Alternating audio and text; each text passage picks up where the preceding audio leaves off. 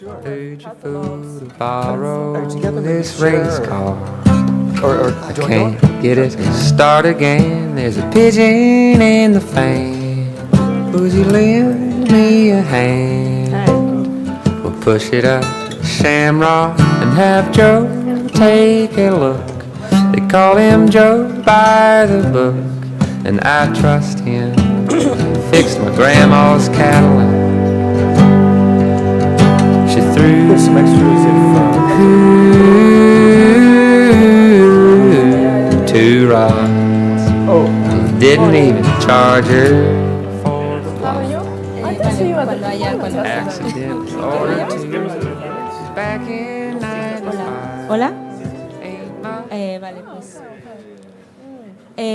Bueno, buenos días. Pues empezamos esta sesión de observatorio, este encuentro de programadores, que se llama Entre el haz de luz y la pantalla, con toda la intención también porque lo queremos hablar precisamente de regresar a la programación presencial. Solamente voy a decir esto en español y luego cambiamos de inglés. Que si alguien necesita traducción simultánea, tenemos disponibles pocos, pero algunos cascos hay que ir hacia la parte de atrás y preguntarle a Michi, que está ahí en la mesa de sonido. Y también estamos retransmitiendo el encuentro por streaming con la traducción simultánea, así que otra opción puede ser conectarse al streaming de YouTube y usar cada uno sus propios cascos si necesitáis la traducción. But now I will switch to English to introduce this encounter we have here of programmers. So I would like to welcome our guests here in front. Come with me, please. If you want to sit here, we have Angelika Ramlow from Arsenal.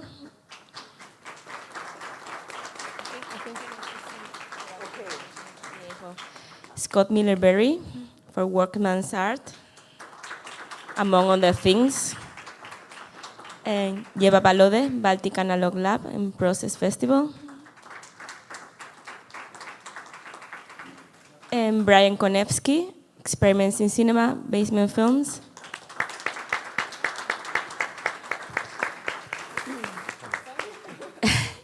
So we have what is it? Okay. We have reunited all these people that have very different profiles, but they are all doing very interesting things in terms of programming experimental cinema. And let's say the aim of this meeting we're having here is to talk about going back programming in actual screening rooms after all these times of online screenings, and how to build audiences and all the topics related to programming experimental cinema in this world today.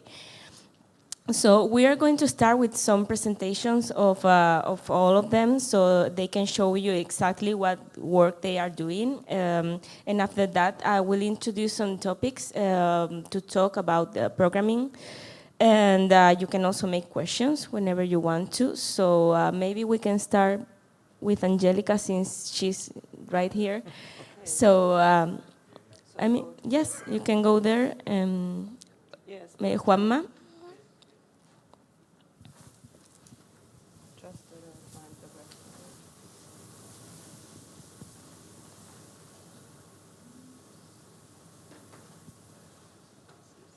You just go to Google and I go to the website. It's much easier.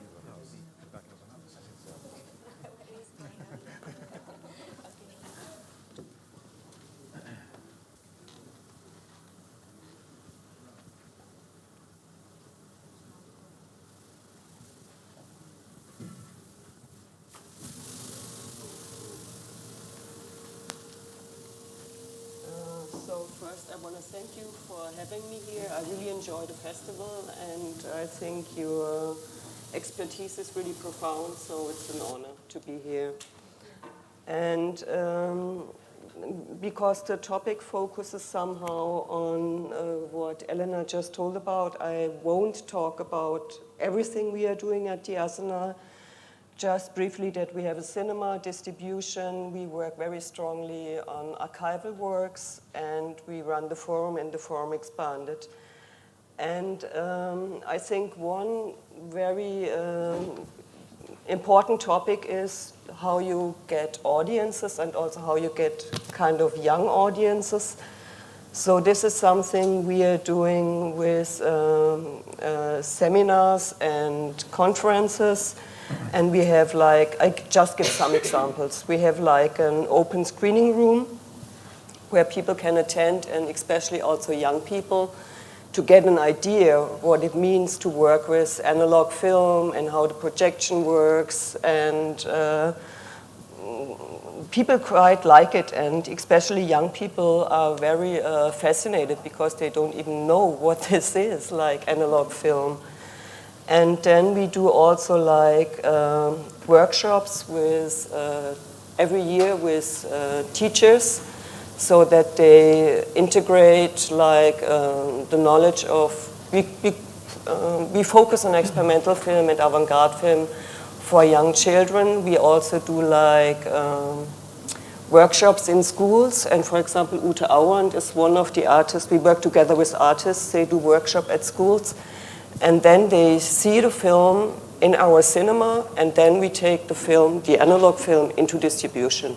So also other people can see it, and we have a group of people who are focusing on having regular programs on Saturday for really young audiences from 3 to 6 or from 6 to 12, and they see like classical analog films, and they really respond to it. And then we have kind of, now we had to stop during the pandemic, but we have an analog workshop we do together with Oya Boca, with Anya Doniden and Juan David Gonzalez Monroe. Like they give some people can come and they do a film with them on 60 millimeter, and then they also learn how to project it and how to restore, do the restoration on it. So we also work quite close with the artists of the lab in Berlin and the experimental scene in Berlin. Juan is also working in our archive. And then we also do like every year a summer school, and the summer school is open for everyone. Last year we had the theme of Derek Jarman, and we try also to collaborate a lot with the Silent Green. That's kind of a space in Berlin we are connected to, and we have our archive there. And this is also something we try to do to connect, for example, an exhibition with screenings at our cinema. So we reach also kind of different audiences. And with this Arsenal Summer School on Derek Jarman, it was quite wonderful. We also did like open screenings there in the garden of the Silent Green at night, like showing 60 millimeter films. Just give an idea what if we can, oh, it's all in German, makes no sense. And now I have to go back. And then in general, I go to the forum and forum expanded. In general, we show everything, like from Super 8, 60 millimeter, 35, DCP, but also we have 70 millimeter, which I'm very proud of. And I just want to give you one idea.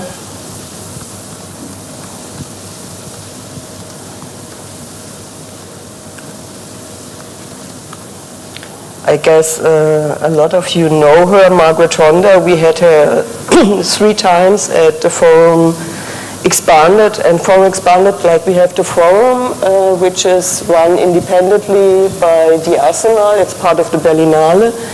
And we have the Forum Expanded. And Forum Expanded we started maybe 15 years ago with the aim to give a space on a festival for more like avant-garde and experimental works, and also works which have to be shown in an exhibition context. So we always connected with an exhibition.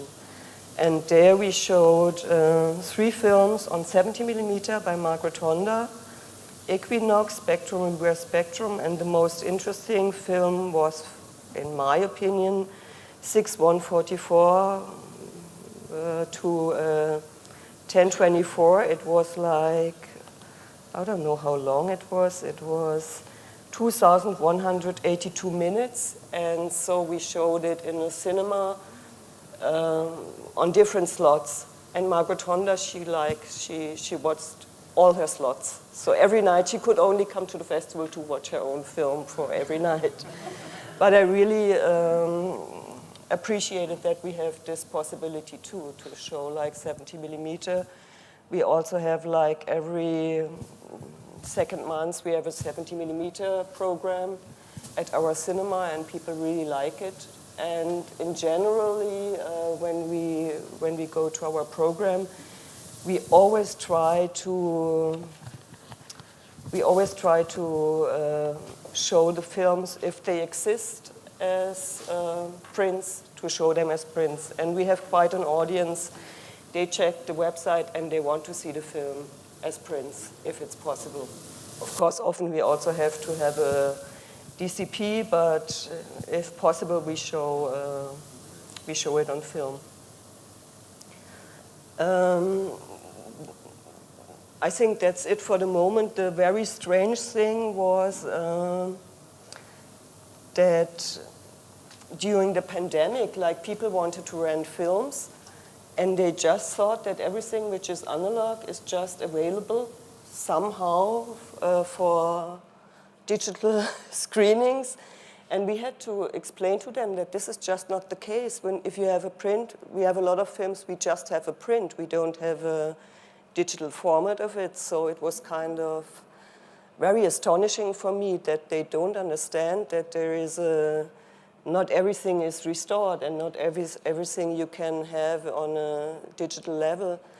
And then I want to point out, because it's kind of a very, I have to say that shortly, it's kind of a very important part of our work now is our archive. And we, since a lot of years, we collaborate with artists, curators, people from other archives to make some kind of connection together or work together to save films from archives, for example, from the Cinematheque in Cairo, or we build a lab in cooperation with people in Nigeria, so now they have their own lab, and we did a lot of digital restorations. I just give you a glimpse. And we focus somehow on, besides some famous filmmakers, we focus also on films which are not kind of the cinematic canon, like from other countries, or films which would have been forgotten. And so this is a very, very important part of our work. And now we started last year, we started a festival, Archival Assembly, where we invited curators and archivists from all over the world to discuss these topics and show films. And we will go on with this, so you are all very much invited to come there next summer. It's in summer. If we have the financial possibilities, we will do it every second year now. And this is something the head of the Arsenal, Stephanie Schulte-Strathaus, she started to work on this years ago. And I think a little bit ahead of her times, because her idea is really that we open the archive for everyone, and that we are not like closing it. So you can also come there. Of course, at the pandemic you couldn't, but come there to watch films and do research. So we are kind of really open, and the most important thing is in everything we do to collaborate with other people and their expertise. So it's kind of a big community, because you can't work alone. It's not possible. So that's it for the moment. Well, thank you. Thank you, Angelika.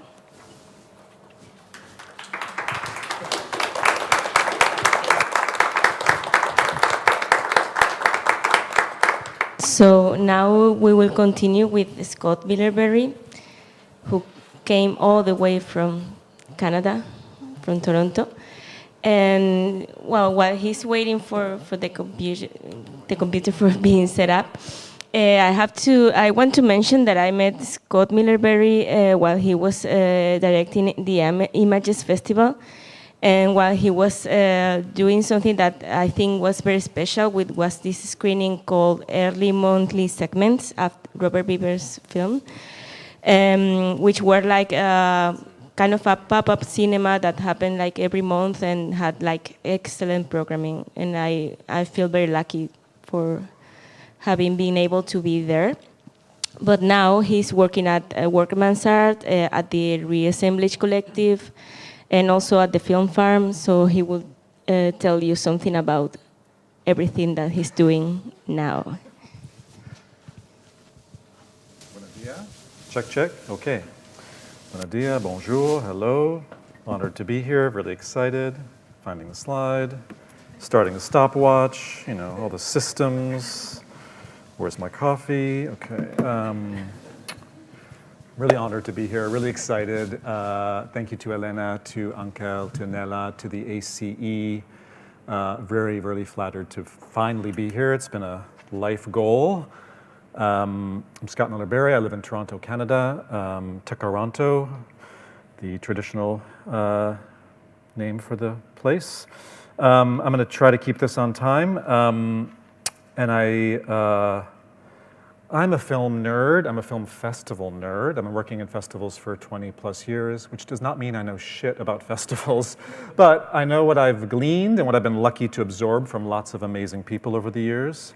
And so, yeah, I'll just want to start with that. And I make short films in my spare time when I'm not being an arts administrator.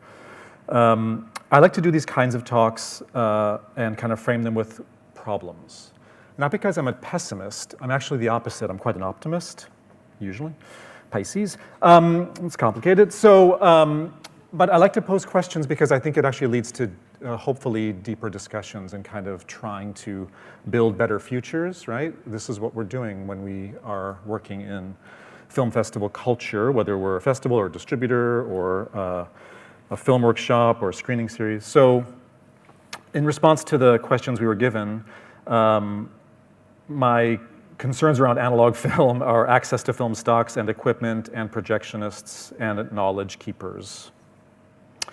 Big things. When it comes to festival and exhibitors, some of my questions and concerns are paying fees to filmmakers, access to prints and shipping, and then one of my many obsessions and hatred is premiere policies and territorialism and kind of lack of collaboration.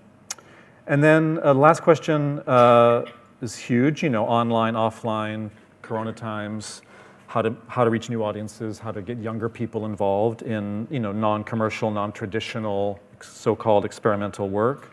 What does accessibility mean? What about image qualities in the interwebs? How to connect to audiences and not just fill voids. And what about access to internet, right? Access to the ability to watch online, and the environmental impacts of these technologies. I'm going to try to go really quick. So one of the projects I'm involved with is called the Film Farm. It's an annual one-week residency. Sorry, I'm a very analog person. I can't even operate this thing. Okay. Got it. Thank you. Gracias. It's a one-week 16mm workshop in Mount Forest, Ontario, Canada, which is about 2 hours north of Toronto. We were just in Oberhausen, Germany a few weeks ago. We taught a 4-day intensive. It was really amazing and really hard, but really fun. And there were 8 participants.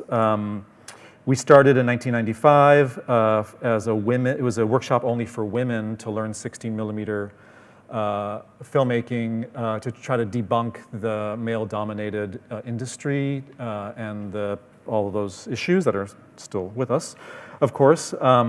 But anyone can apply. It's an open call. You don't have to have film experience at all. Ankel was there in 2019. There's a wide mix of ages and places, and we use Kodak 3378, which is a black and white optical sound stock because it's cheap and because it's high contrast and it's easy to process, and you can process it negative or reversal, which is positive. We've really moved heavily into flower processing. These are some photos. I'm just going to kind of scroll back and forth from the Oberhausen workshop. So we've moved into, this is a phytogram, so you're actually you're using stock in the light, oh my gosh, and putting flowers and leaves and anything you want to put on them to create images.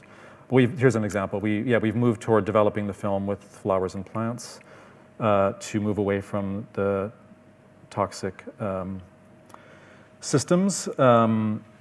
And we really wanted, it's all about, the film program is about sharing knowledge and moving control away from commercial labs and commercial systems. It's very feminist, it's very queer, it's very grassroots.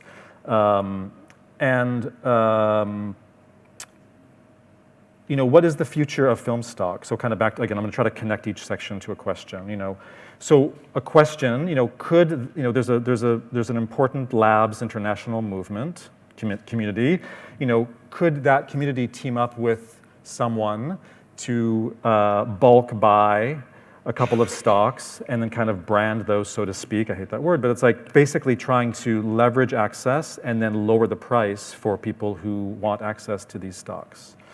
Okay, moving on. Early monthly segments. Elena generously, it's out of order, but that's just, here we go. That's a beautiful shot of the barn. I should have showed that earlier. Terrible resolution. And then that is our little logo.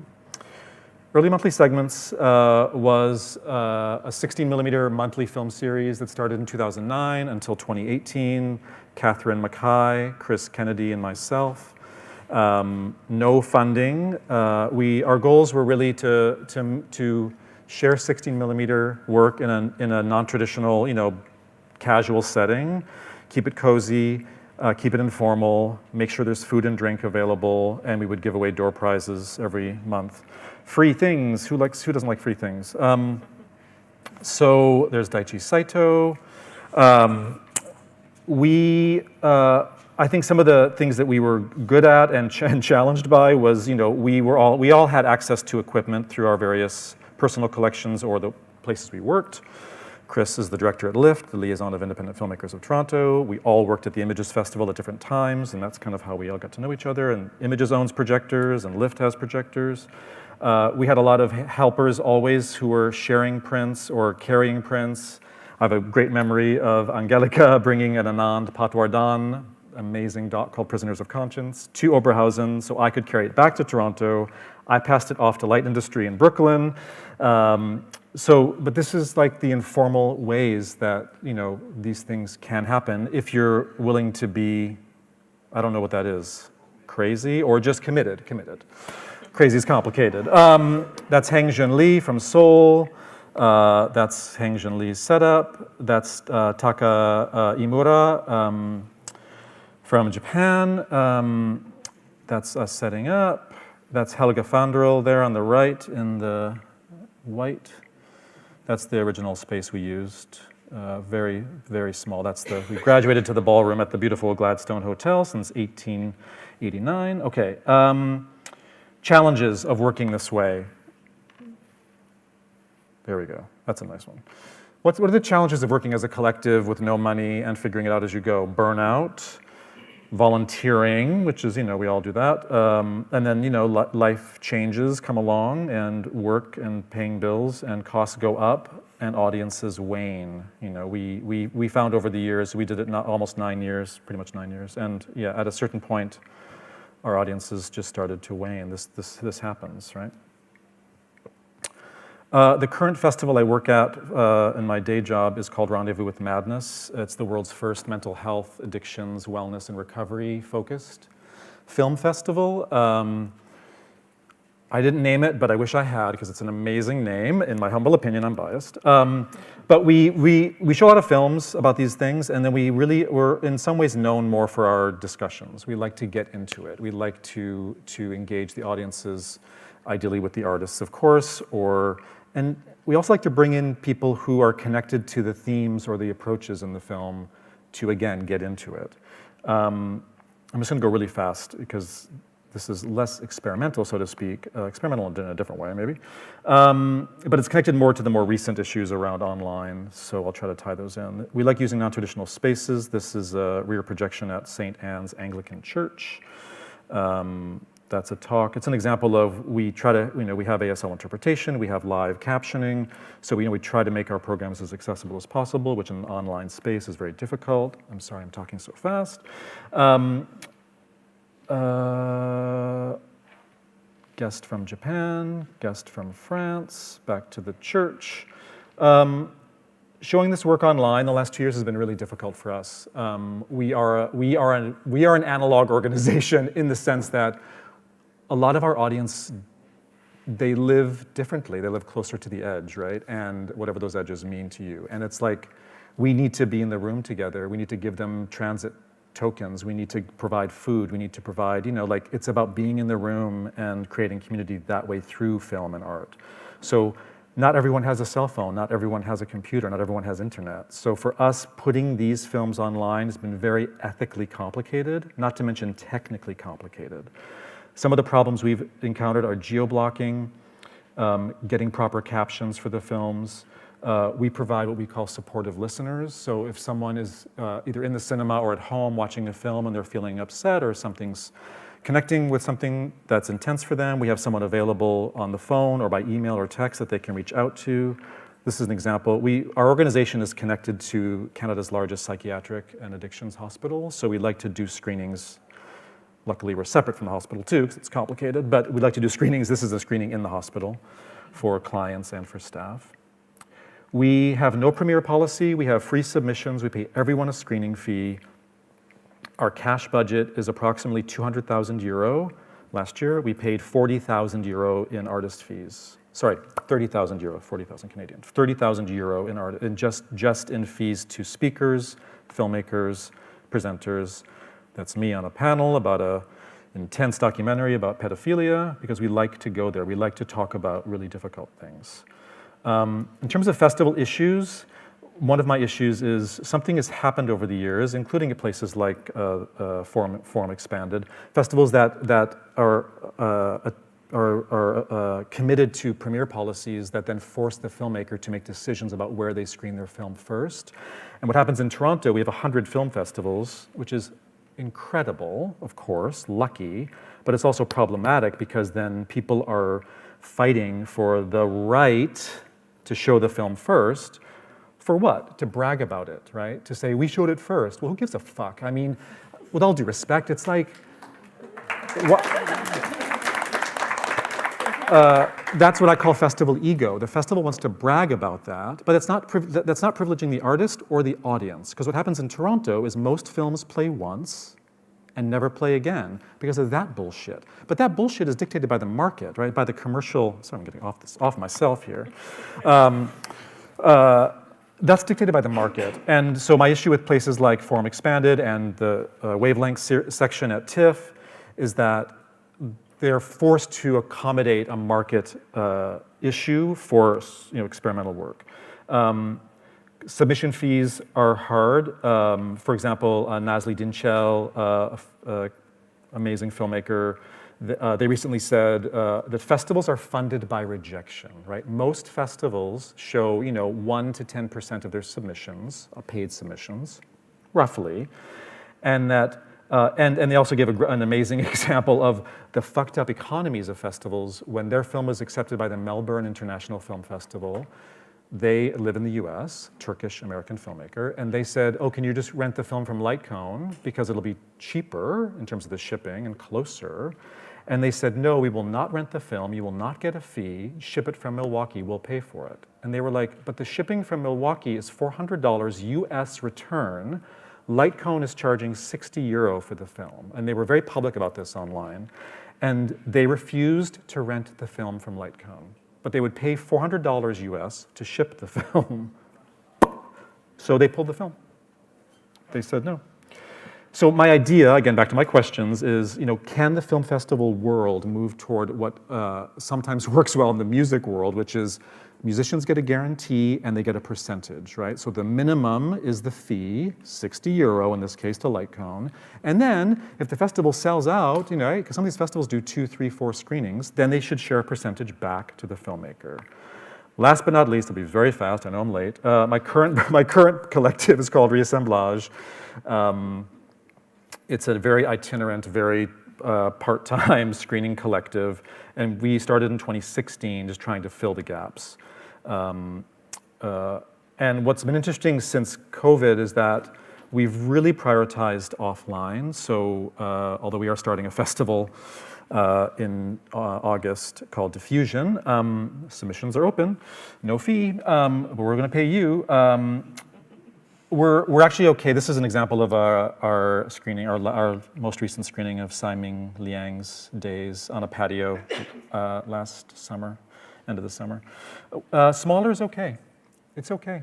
20 people, 15 people, 30, whatever. It's like, it's creating a community, it's creating an experience and creating a space. And we're probably going to have to do some of our things online, like the talks or whatever, and that's okay. We'll try to figure it out. But we're really committed to building community through being in a room together. Because our concerns around online are the quality, compression, buffering, access to internets, environmental impact. It's been said that around 4% of global carbon emissions are brought about by the internet, which it sounds like a little, but it's roughly similar to the aviation industry, believe it or not. If the internet was a country, it would be the world's 6th largest computer. And I'll stop there. Thanks so much.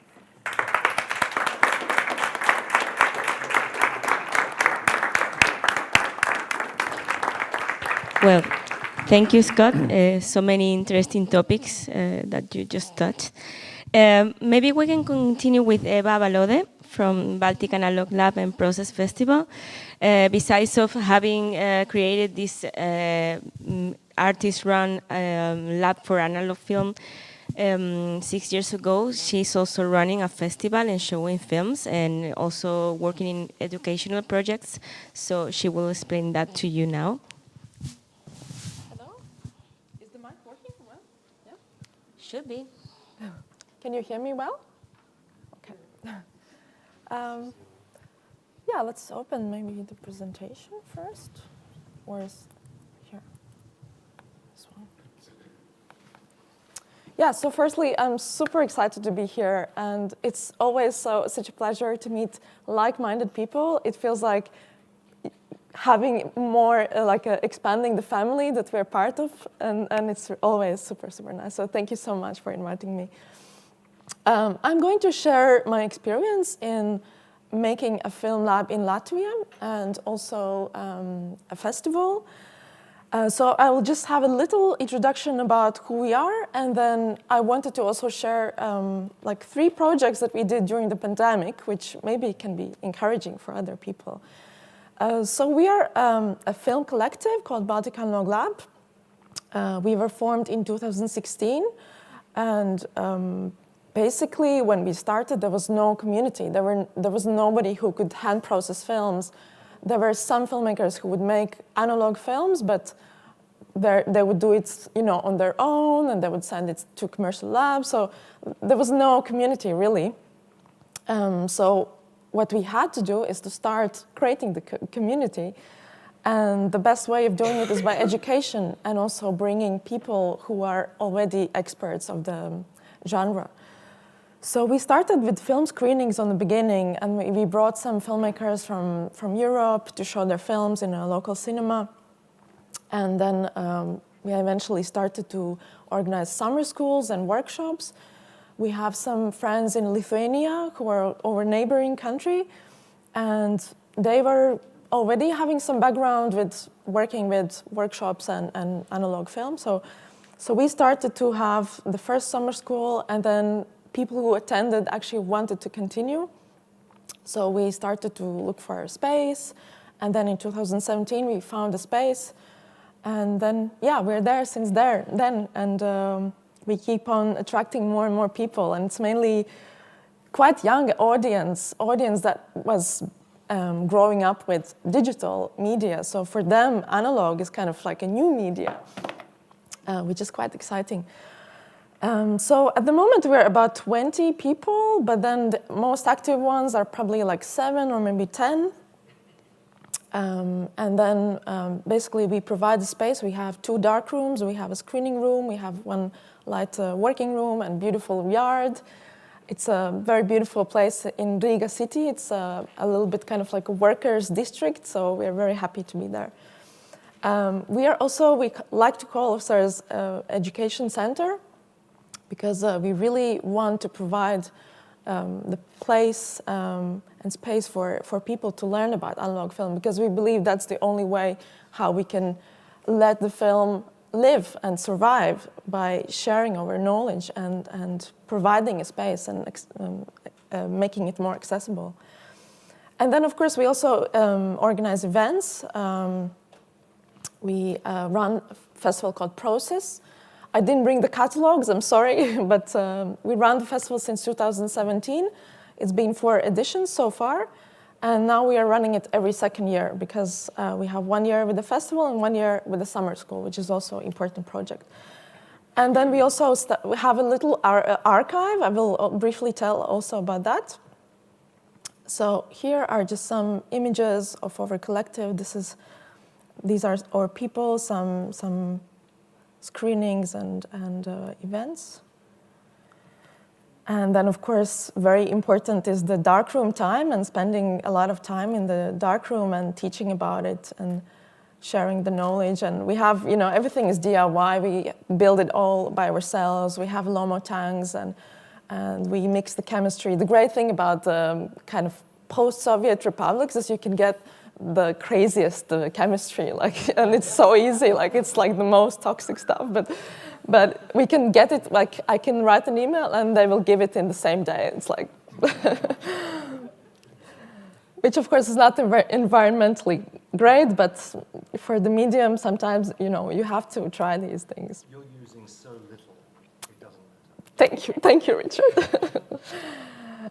So we have, before the pandemic, we had very intense workshop program. We would have a workshop almost every month, and we would invite people from abroad. We also get funded by the local government, which is actually quite exciting that we are such a niche collective, but they're believing into us. They're believing that we are helping to expand the local film scene. So that's very special that we can bring people around and they can share their knowledge. Sorry. And then, that one project that started during the pandemic, you can see Richard and Diana there also. We started to organize BAL Film School, which is a 5-month course in experimental filmmaking. And the whole idea is that, the first year was that we would have a group of Latvian young filmmakers who are participating in school. So we would have weekly meetings with different filmmakers from all around the world. That was the great outcome of the pandemic, that you can actually connect with people from overseas, because normally we're all busy and they are traveling. So now we could, with the thanks of Zoom, we could meet and talk. And the filmmakers were really generous to talk about their ways of making their films and different techniques. So they would show their films online, and then we would discuss, and we had a lot of questions. And then on the same time, we would also distribute film stock to these students and some cameras. And they were given some tasks, so they could shoot some tasks. And then they would come one by one to our lab, and we would process together. It was still illegal, but we were happy to do that. And I think it was very helpful also, because mentally it was so hard to overcome the pandemic. And then we continued the school for the second year. So now it's international, and it's more, we are more focusing on the lectures, but we had 2 workshops with Diana and Richard, and also there was Esther Urlus. So this year it was more like Zoom, but sharing, and then they eventually came to do the workshops also. Whilst in the first year, the aim was to produce films, and I really wanted more Latvian films, so that was really great outcome. You are going to see these films tomorrow, some of those films. So it was really fantastic to see that you can actually create amazing works after watching and meeting a lot of filmmakers over a period of 5 months. And then, yeah, we have also the summer school, which is kind of like irregular event, but this year we'll have it again, and this time it will be focusing on expanded cinema, because maybe, as you know, we are part of the Film Labs network, and amongst another 6 labs, we wrote a Creative Europe project this year, and we were granted to make a great collaboration project within the next 4 years to really share our knowledge and provide space for creation and distribution of expanded cinema. So the school will be focusing on that. We'll announce it on 13th of June. So you're welcome to come. Yeah, and then Process Festival, which we managed to make also in the pandemic in 2021. So last year in the summertime, there was a little tiny gap where we could make the festival even available for unvaccinated people, which I think it's important to, at that time it was not possible, not everybody were vaccinated. So. And of course, we do a lot of screenings. We collaborate with local cinemas, and I like to travel, and I like to bring these films to other places wherever I go. And also the great thing about the Film Labs community is that it's such a amazing family. I was talking with Esther recently, and Esther Urlus, and she was saying, I don't bother sending my films to festivals anymore because I can just show these films in these 60 labs around the world. So that's like another network that is self-sufficient, so you actually don't have to obey the rules of these festivals, which also I think is so ridiculous that you have these premiere things going on. We don't do it in our festival also. So yeah, we try to open up the space for where to show experimental film. Yeah, and then another project, maybe I will show in our website.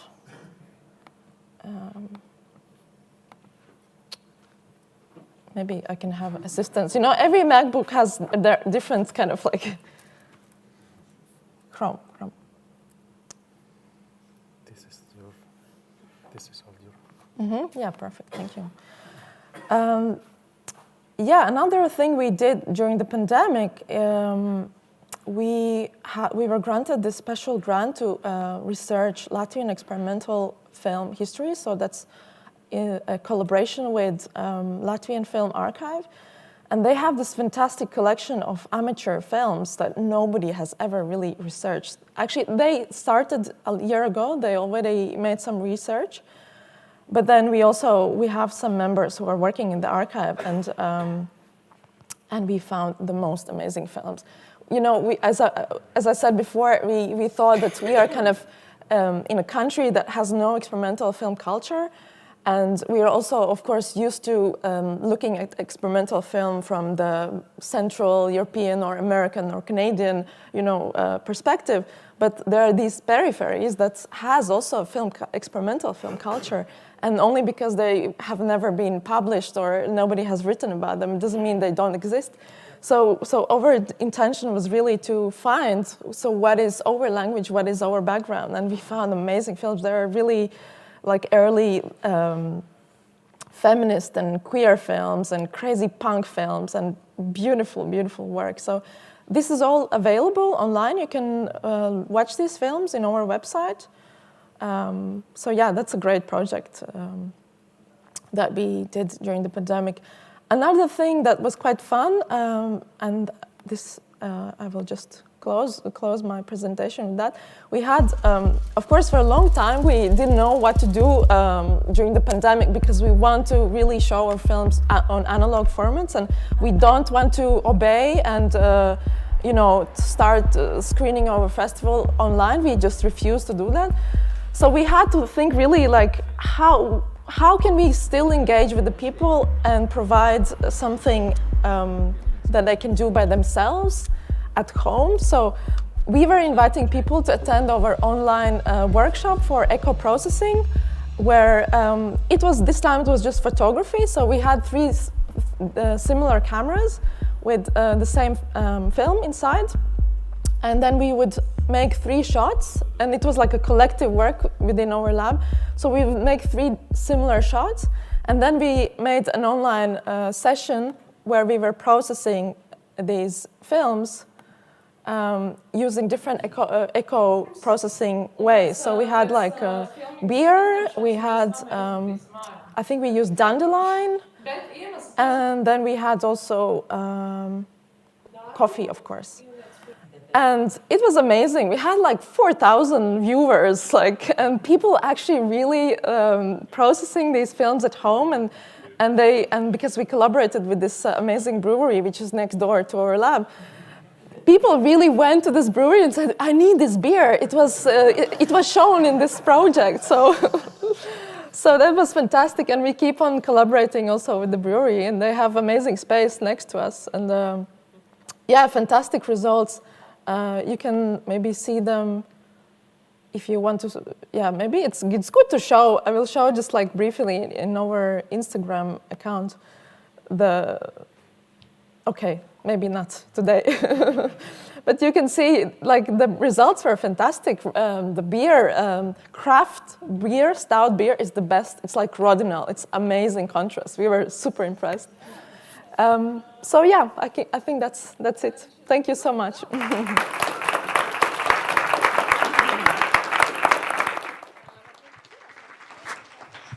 So thank you, Ieva, for your presentation. It was very interesting. And now we will end this round with Brian Konevsky from Experiments in Cinema, Basement Films, from Albuquerque, New Mexico, United States. So welcome, Brian.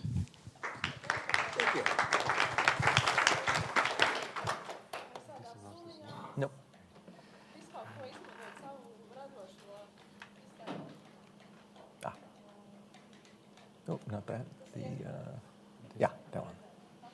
And play, we're at the top. Okay, great. Oh. I need room for me. Can you hear me? Wonderful.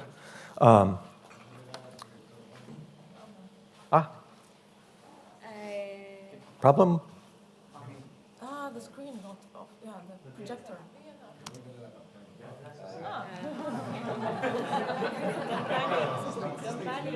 The magic of cinema. I want to thank everybody who's involved with this festival, the entire staff. So many of the guests some people I know, some new folks that I met, but as other panelists have said, and I agree that it's just an absolute honor to be here. So thank you very much. In particular, Imena, Elena, Nella, and Roberto, thank you so much for all of your hospitality.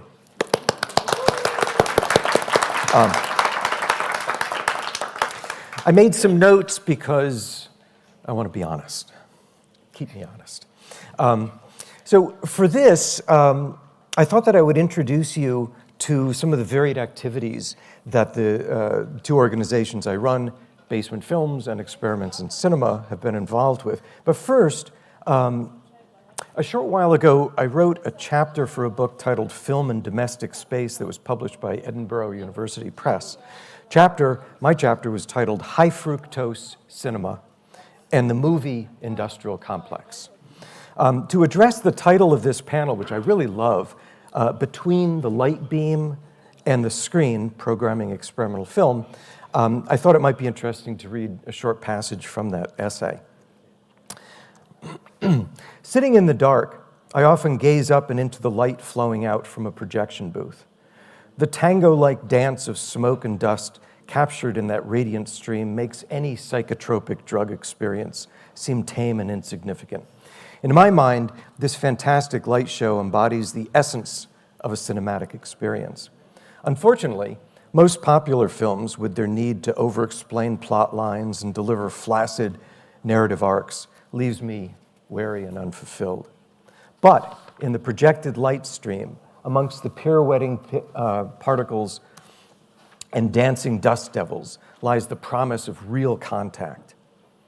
This dynamic space, filled with luscious in-betweenness, offers the promise of a world still to be discovered and one not yet fully formed. Thinking about the panel, the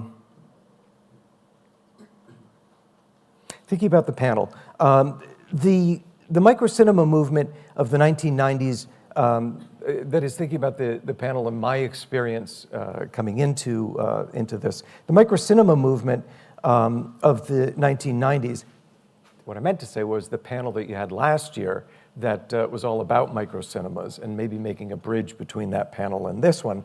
The microcinema movement of the 1990s paralleled my experience of punk rock clubs in the late 1970s. Punk culture was accurately characterized in Chris Daly's book titled Everybody's Seen. The microcinema movement was mapped out very clearly in Brett Kashmir's Insight Journal of Experimental Medium, issue number 4. In both communities, the amateur eclipsed the professional if one understands amateur as having something to do with passion and the term professional having something to do with the tedium of careerist ambitions. In Basement Films, I found myself surrounded by fellow misfits and moving image oddballs. Our interest in cinema different crossed the proscenium or the mosh pit in a DIY environment that can be best described as me familia. If cinema is a reflection of the everythingness of our lives, why do we allow these extraordinary opportunities that might otherwise instigate invention to be neutered within the tyranny of the movie industrial complex? Etched into these theatrical spaces is the hermeticism of corporate ideology, where our sense of imagination and participation come to rot and die. At Basement Films screenings, like many micro cinemas, there were no professional divisions that separated the artist from the audience. Basement Films' goal has always been to support moving image artists who might not otherwise have an audience in a world dominated by the vulgarities of corporate cineplex system. There we go. Since 1991, Basement Films has supported underrepresented forms of media through a variety of activities, including workshops, collaborating with a new microcinema up in Santa Fe called the No Name Cinema, hosting home movie days, hosting lectures, touring filmmakers' screenings, hosting an artist in residence program, and presenting our annual Experiments in Cinema Festival, and managing an archive of about 8,000 16-millimeter prints, about 1,000 8-millimeter prints, thousands of 35-millimeter slides, and a few 35-millimeter films. Included in that archive are some documentary films by Ray Garner, a collection of educational films from the Albuquerque public school system, religious films, which are really weird, but come see them. Some films in our library collective by some experimental filmmakers from Santa Fe, a wonderful collection of declassified military test films, and a number of home movies as well. Although our membership has fluctuated over the years, we've always stayed close to our mission, which is to inspire New Mexicans to recognize the value of their media voices, connect with the global community of film artists, and to participate in shaping future trends in cultural representation.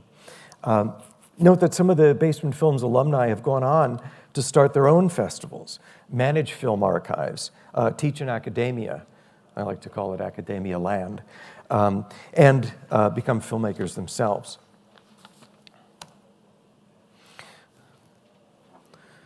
Although we embrace new technologies, our heart is with what we call dead media.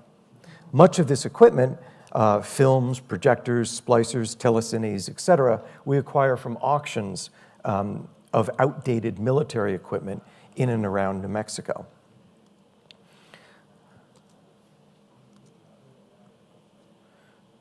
This is the Richard Toohey show. Until about 8 years ago, our organization was housed at the Harwood Arts Center in Albuquerque. This space was a decommissioned bomb shelter that was made to protect the governor of New Mexico back in the 1940s. This concrete bunker was great for intimate shows, but you couldn't be too tall, like Richard, or you might bump your head on the ceiling. Many of our shows happened at site-specific locations, such as the screening of Fat of the Land that we hosted back in 1995. Poster in the middle. Sarah Lewison, Julie Knopp, Florence Dore, and Gina Taras had just completed a cross-country biodiesel road trip and documentary film project that was titled Fat of the Land. Their visionary look at the future of fossil fuel was projected onto the side of their F-250 Ford van. The van was parked on a stretch of Route 66 that runs right through Albuquerque. On the sidewalk facing the van, we set up lawn chairs and a barbecue grill, and the whole thing felt much like a displaced backyard family gathering. Those are the screenings I really like. We also work with schools and community centers to host filmmaking workshops, film loop making workshops. And the results of these workshops are then assembled into a program of regional youth films that are presented annually as an important component of our Experiments in Cinema Festival. In fact, my partner Nina Schoenfeld is the curator of that youth program. Several of these students, inspired by working with film stock, have gone on to work for our festival. They've become film artists themselves. We also host a high school student intern program where the students help to manage our ridiculous collection of films. And we also build audience by hosting public screenings of some of the films from our collection. In fact, I don't think I have a slide of it, but recently, and I suppose this is COVID related, we did some outdoor screenings at an after school program for elementary school kids, and it was fantastic. For the past 9 years, we've hosted an artist in residence program that intersects with experiments in cinema. These invited residents are tasked with conducting creative research amongst our archive and then present the findings of that research in a public forum, often at our festival. Not necessarily, but often. These are some of the residents that we've worked with over the past so many years. Hey, Richard Toohey isn't in there. We've occupied our new studio archive for about 8 years. This space is much more conducive to creative projects than our old subterranean space and much more user-friendly for our artist in residence program. Our studio looks out over Netflix studios. Enough said. Back to Experiments in Cinema. This event, which is now in its 17th edition, features about 100 films from 35 countries each year. We started the event at a moment in time when it seemed as if fewer artists were touring their films in a micro-cinema kind of way. And at the same time, we saw our audience numbers start to wane. So we thought that it might be interesting to expand our activities beyond that of a traditional microcinema as a way of reinvigorating both ourselves and our audiences. Experiments in Cinema launched in 2005. In addition to the films that come from an open call, we've also hosted a Cuban focus, an African American focus, Native American focus, a Serbian focus, and a women's focus. Women's focus is sort of redundant because in our world, inevitably, there are more women's films screened at our festival than men. But it was important to make that that focus happen. Next year, we'll initiate a new hybrid model, keeping both our online structure, which of course is a result of the pandemic, and return to the Guild Cinema, where we can project all film formats as well as digital files. In terms of practicalities, we don't limit submissions to only those made in the last 2 years, like some festivals. I think Scott was commenting about that. Where'd Scott go? There you are. That is, if it's interesting, if it's challenging, if it's never been screened in New Mexico before, then we're really interested. Most years, we also host a hand-processed filmmaking workshop taught by artists such as Carrie Laidala, who's been with us for several years. Additionally, we're proudly and defiantly non-competitive. That is, we are more interested in bringing folks together in what I like to call a week-long micro-community than pitting artists against each other with the, in my mind, the arbitrariness of awards. At EIC, there is a submission fee. It's a small submission fee. However, it's waived if you're an international artist or if you're an alumni. And that I pulled from what was that Portland festival? Anyway, the PDF festival. They initiated, or in my experience, that notion of alumni being having entry fees waived. We also pay guests to attend our event. We pay all participating artists screening fees, and we produce a fundraising collection. This had been a DVD collection, and more recently it's migrated to a USB stick format. We invite artists to donate their works to this fundraising collection as a way of supporting our festival, and if they do, they also receive a free copy. Additionally, we've published yearbooks around various topics, and we handed out copies of our program from last year. The festival just ended. May 9th to the 23rd is when it ran this year. Basement films and now experiments in cinema have been around for some time, and perhaps it's that sense of tenacity and resilience that's responsible for some really wonderful, and this slide is a thank you slide. For giving us the opportunity to screen some of our programming internationally. However, as international as our festival is, our activities are still solidly rooted in our community in New Mexico. And this image depicts our official Basement Films automobile. You know, there was the Monkey Mobile, there was the Munster coach, there was the... we have our car. And we use it when we participate in the annual Dia de los Martes parade in Albuquerque. As a final note, I wanted to mention the recently established Brian Kanefsky Fund. It's a real thing. Because New Mexico has been so generous in supporting both my own creative projects as well as our festival and Basement Films, I thought that it was time to give back to the community. So the Brian Kanefsky Fund, and this is sort of I'm throwing this out there, and let's see what happens. It's been established to support moving image artists from anywhere in the world who have a project that somehow involves New Mexico. And that could be any number of things. Maybe you need travel funds because your creative work maybe is being featured at a museum or a gallery or microcinema in New Mexico. Or maybe you want to do some research in our archive. Or perhaps you have a film that you're shooting in New Mexico. Just a couple examples.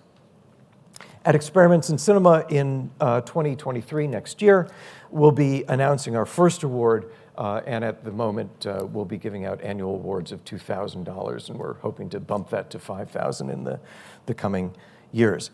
Thank you.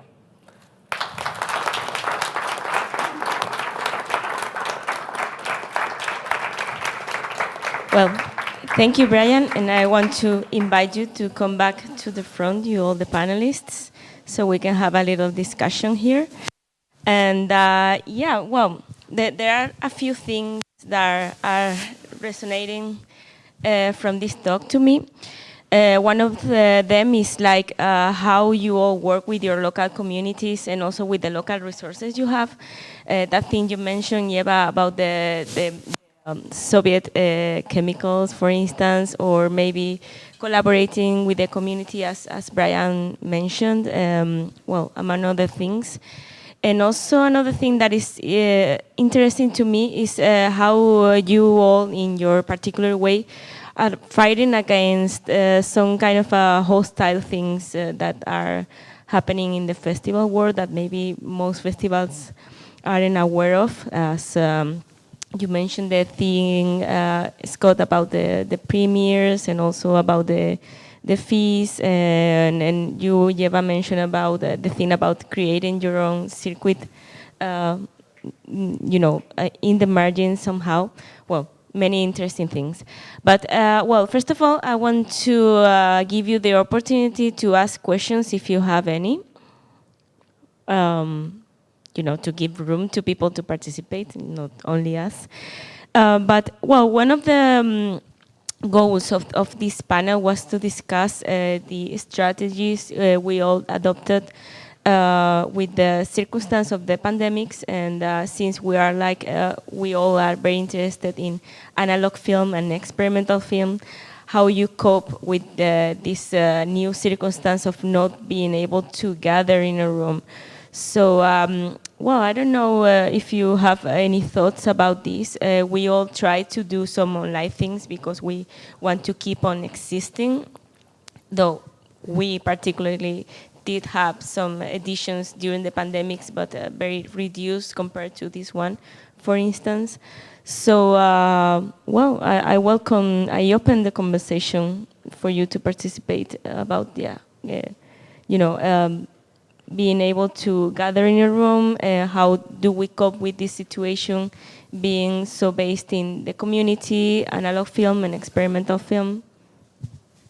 I just wanted to say when the pandemic started, I think two things for us came together, that kind of being so well connected with the artists we represent, we asked them, like out of the blue, we started an online channel, and we asked them if we could show their films, and told them, you know, we asked for some donation of people, and when money comes in, we share it with them. And this worked quite well. And then we did kind of screenings where we also had a discussion with everyone on his film from wherever he was. And in some way, I really liked that, you know, that there was a possibility wherever they were, we could get into a talk. And I also was very happy to see that the trust between us is really strong. So they knew if it's possible, they will get some money back, and also that people just donated at that time. So I was kind of really happy with the situation for the moment of the pandemic. Now it's a different thing. Yeah, also Eva mentioned that there was like something positive about the whole situation, is getting to connect with people that Yes, otherwise exactly. wouldn't have access to certain things.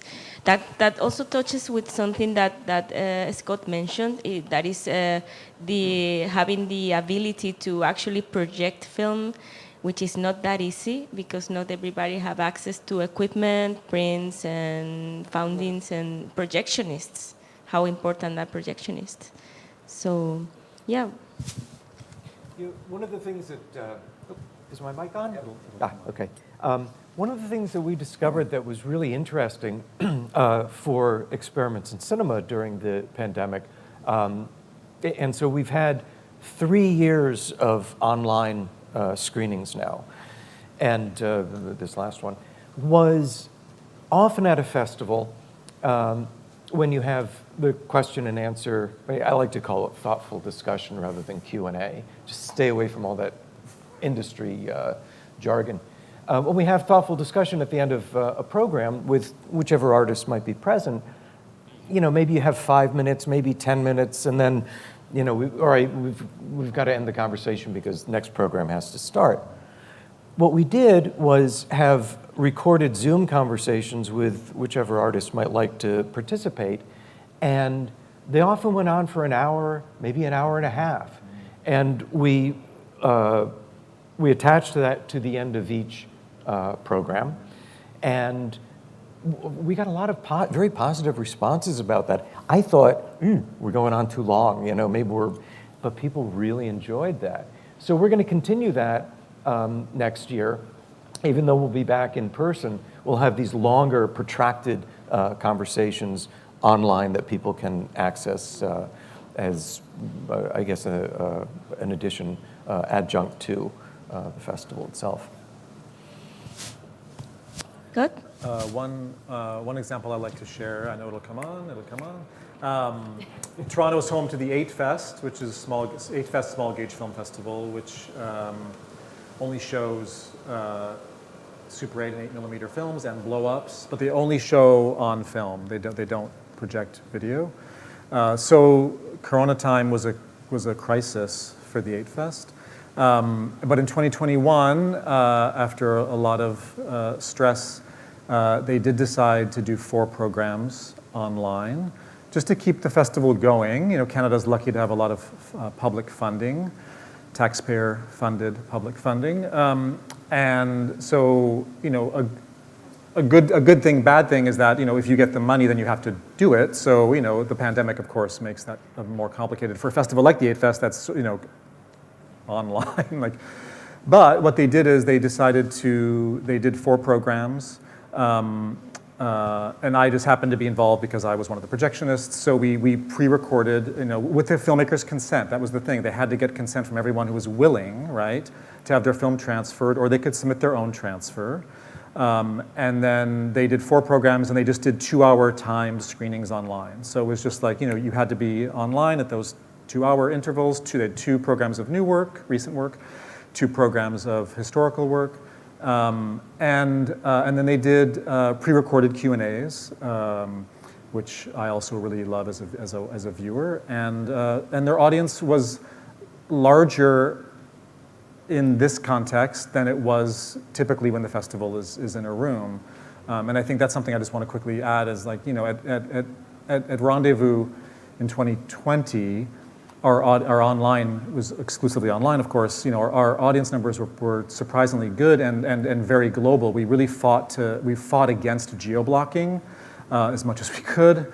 It's a separate bullshit drama, but we had audiences obviously in places that we never would have had. But it's easy to get seduced by that, right? Like, oh, the world, anything's possible. It's like, well, okay, in theory that's great, but it's like, so what we did in 2021 to adjust our own expectations is we just streamed across Canada, so-called Canada, just so we could focus our outreach efforts, and our audiences were much, much smaller. I mean, we're still figuring all that shit out, of course, like everyone. I think there's just exhaustion, but I think, online is not for everybody. That's the thing, right? I think that we should also give ourselves permission to stay in a room, and I think that that's great, too, Yeah, Well- I also wanted to add, as I mentioned, we had this online Bal Film School, and the overall approach was really not to focus so much on showing films. Also, we chose not to have our festival online,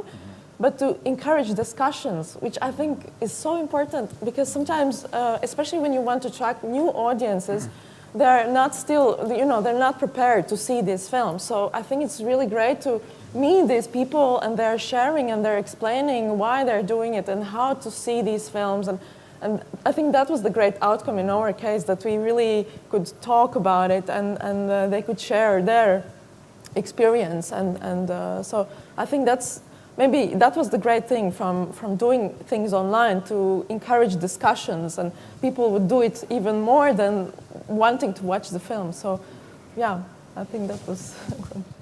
Well, if I may participate as a festival representative as well, when we thought about doing online programming, we were also concerned about, that there was like a mare magnum of contents that were difficult to digest, and we thought also that maybe just putting the films online wasn't enough. It was like there was something needed in terms of, getting to understand what you're seeing, giving it a context. So that's why we thought about doing what we finally did, which was sort of TV programs where we will have like interviews with the filmmakers and then add some films to these interviews. So it was we had this model screening room with Robert Gardner's screening room for that. And I think that touches with another thing that you all have discussed, which is the educational part of the festivals, which is also key to getting like new audiences and not only 40-year-old people.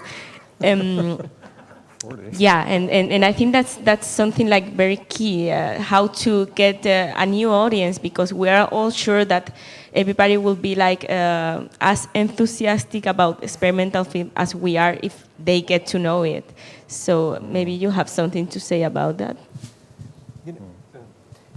Actually, I agree with Scott. I think you said this. And if you didn't, I'll put words in your mouth. I'm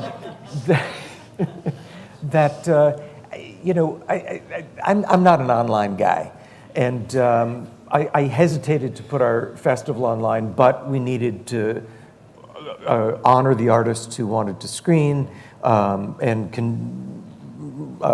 continue having some kind of presence.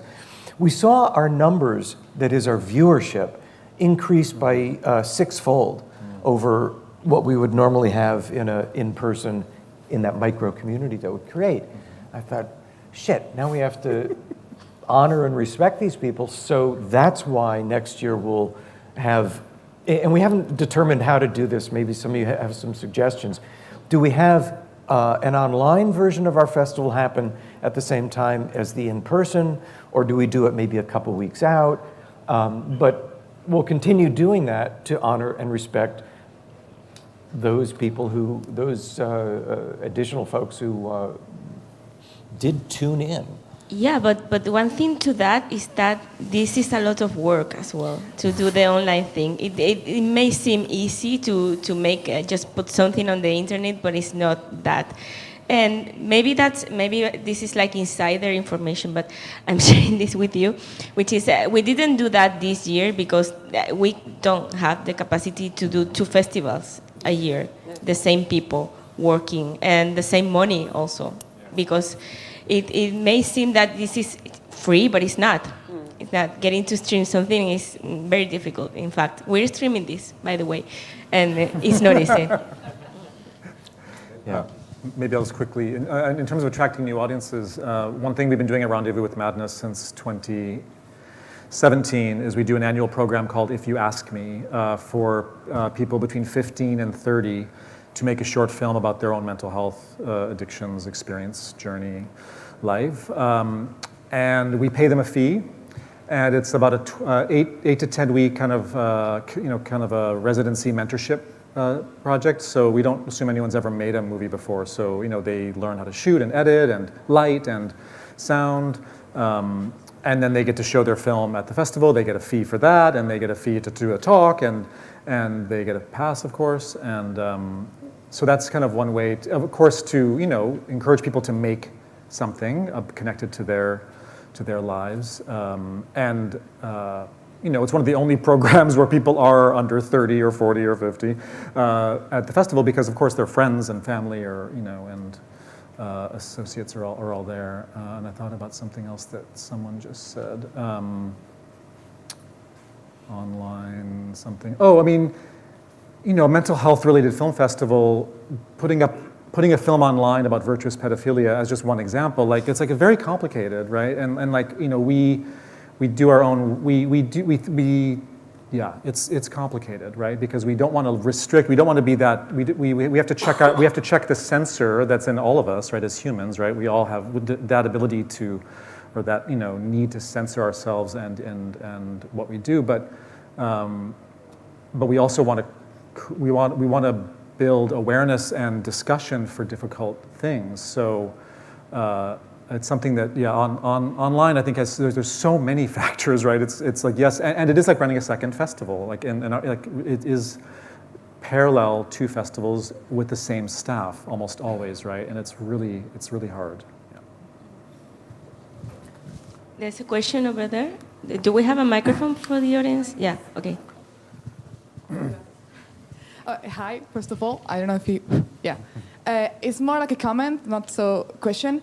I really want to comment about how you all focus so much about the younger audience, because I think it's so important. I come from actually the fine arts field, not so the filming field. I feel like within my group of friends, my generation, I'm 22, there's like a deep need for not something so online, something so like internet stuff. So I feel like we really are tired of all of that. I don't know, like, whoops. Actually, my phone just fell out. It's ironic. But it's like that. Like, we are tired of, we like to film all of the stuff. If you seen us yesterday at the performance, we were sitting in the middle, filming everything because we want to like kind of record everything. We want to remember it. But it's so difficult. That's why we need to find new ways. I think that's where the celluloid and the analog film comes in. So I would like to thank you all for putting, out there the opportunity for us to, step in. So thank you. Yeah, there's a. You may upload if you want. Yes, yeah, that's good. We don't have another question/comment over here. More of a comment, both addressing what you're talking about and your program dealing with mental health. I have two daughters that are about your age, and this pandemic has really taken a toll on their mental health and their creativity and just being able to function out there in the world. I also come from a fine arts background, music, in fact, in healthcare. So I totally understand this goal. But the idea, I think, is amazing of bringing in some, your age group and using this as a really therapeutic tool. And I think the need is enormous. I hear it from my children. I hear it from their friends. I see it in our community. I see so much mental angst. And it's just getting worse. It's there doesn't seem to be a lot of tools for this age group to really come to terms with their mental health right now. And at least in America, there's just not enough resources out there. It's almost a pandemic in and of itself, the mental health crisis that we're seeing with our youth.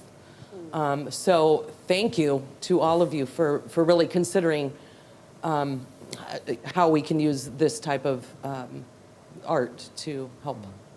Yeah. Just playing off of your comment, go ahead, applaud. And I'm saying that because it's my partner. And she also made a great comment.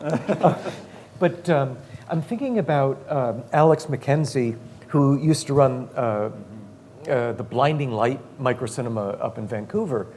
And one of the programs that he had was a monthly 3-minute call for submissions. I suppose it was almost like an open mic night for poets, but for film, with no theme, but it definitely helped to build the community. But I really applaud what you're doing, because it's not just that, but it's taking it one step further, as you said, in terms of mental health, and really trying to embrace, engage, and support in profound ways. So, thank you. Oh, you're welcome. Thank you, thank you, thank you.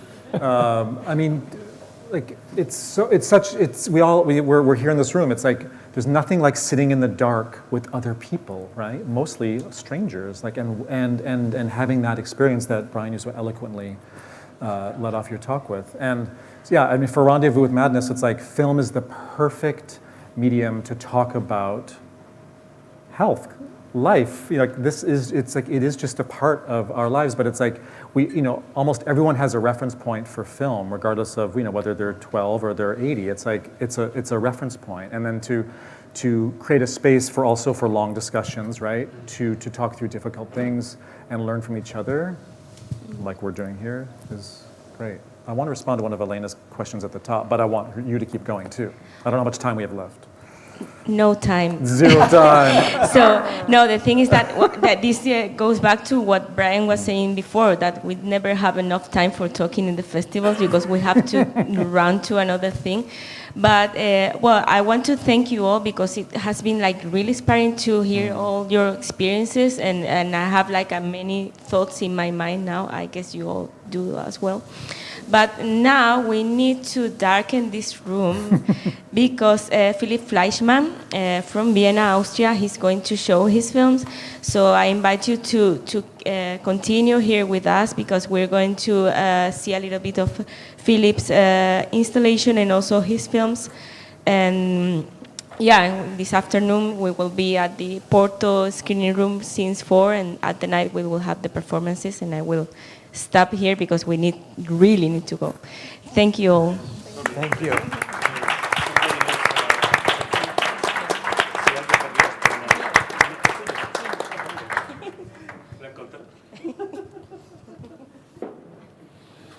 Thanks for your talk.